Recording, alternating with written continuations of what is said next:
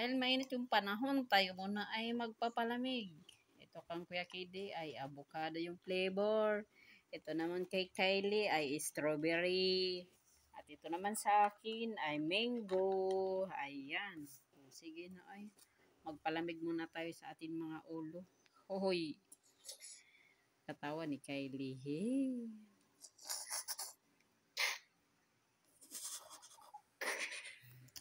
O sige, tikman nga natin kung masarap yung ano nila.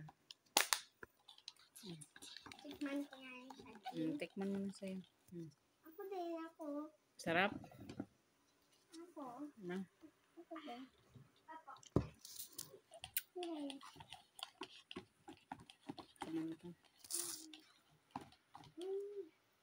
First time namin bumili dyan. First time, makabili nga tayo dun.